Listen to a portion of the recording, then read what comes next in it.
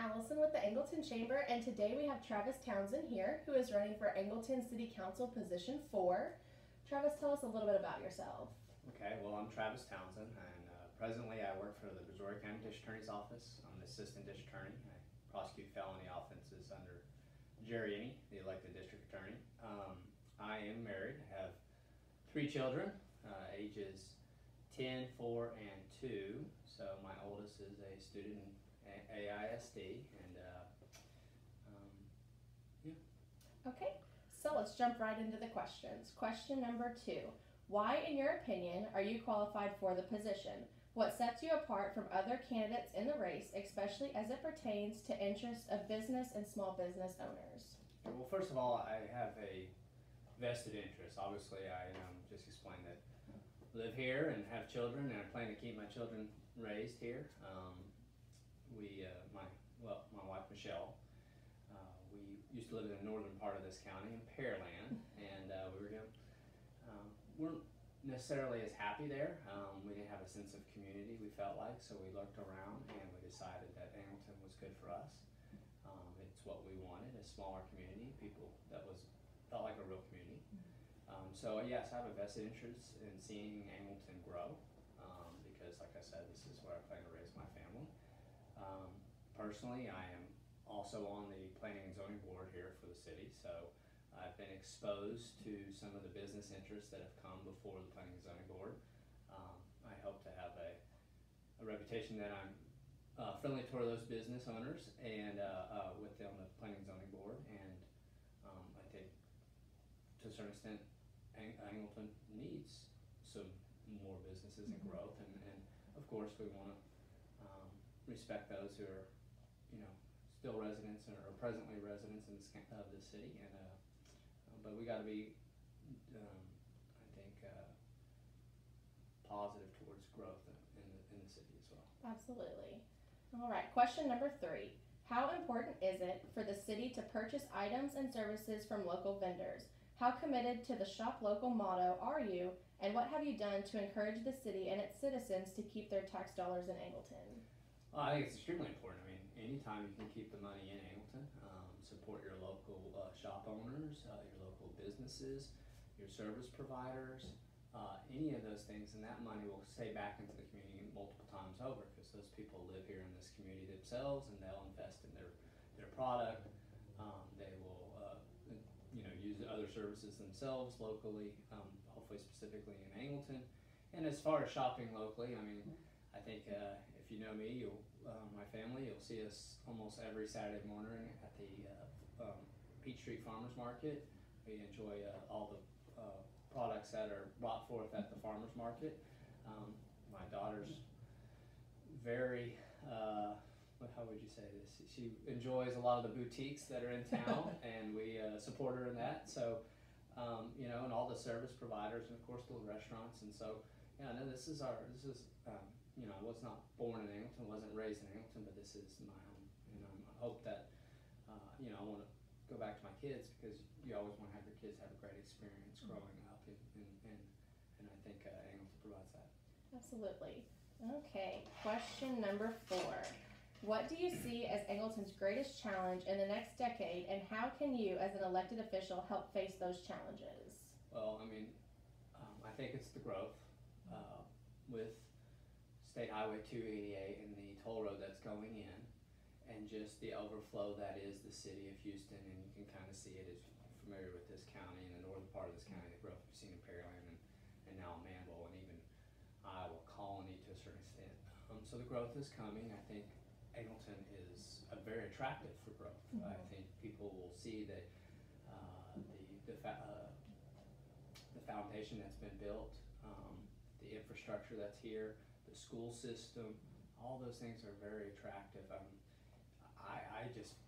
enjoy the trees around the town. I mean, I know it's something simple, but because they're older, more mature, the oaks and that sort of thing. So I think there's a lot of attractive about Angleton. So the growth, so we got to support it. We've got to encourage it, and I'm sure there are ways that we can do that. And of course, we got to do so in a way that's responsible to the current taxpayers, and we don't want to neglect the people who are already here. But we want to also encourage more, and I think people who will actually step forward and see Angleton, I think will see it for what it is as a great small town, a nice community where it truly does have heart. I know that's what the city slogan is, but it does. There's a lot of people who care about other people in this community, and that's why, like I said earlier, when we relocated, it was because of that very thought process. Absolutely. Question number 5. How do you plan to familiarize yourself with issues that come before the council that would specifically affect or regulate business? I think you just gotta talk to people. Part of what I do for a living, is information gathering and trying to break down that information and decide how to apply that information or make the best decision with that information. And so the same thing would go for, trying to familiarize myself. I don't have necessarily a business background. I'm not going to pretend to say I do.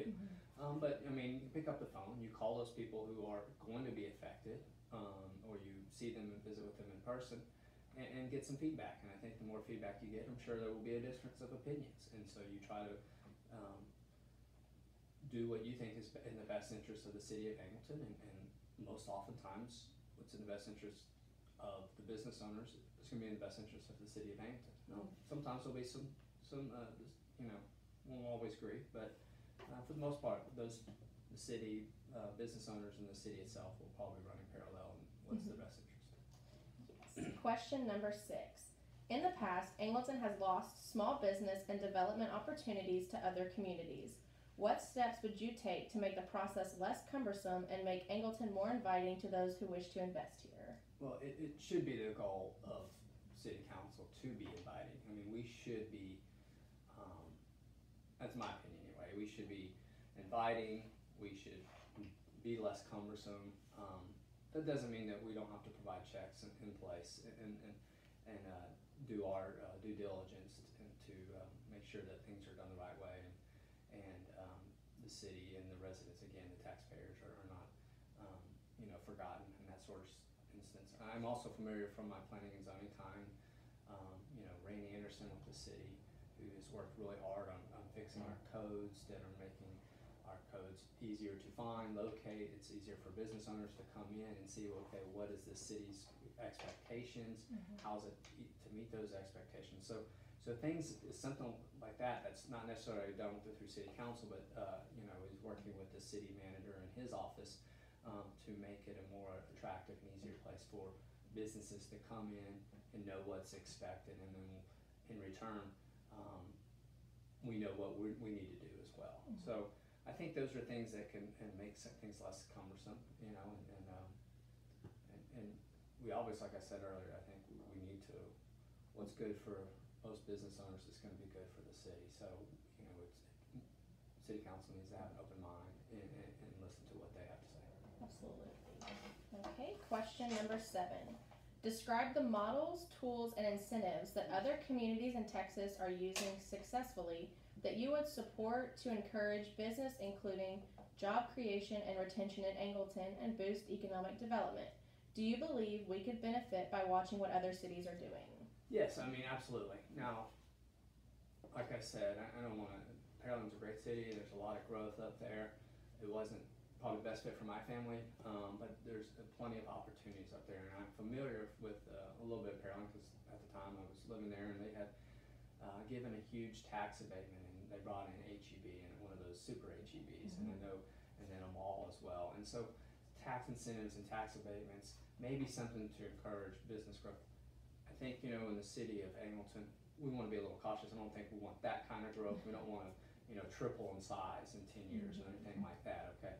Because I think when I talk to people, I think we still want this to have that small town feel, but we do want there to be more opportunities within the city for the people of Angleton to have. And then I think, like I said, business people and families will be attracted here because of, like I said, the things that are in place, the foundations, the infrastructure, the school system, and just the people themselves will be attractive. So yeah, I think there are things we can look around the city, around the state, and we don't have to look at big cities like now Pearland is, almost 100,000, maybe even more. We can look at other smaller communities that are like size of Angleton and see things that they're doing that makes it more attractive for businesses, makes it more attractive for families, family retention, business retention. We want to keep those businesses here and happy, and as well as making a good place for people of Angleton to live.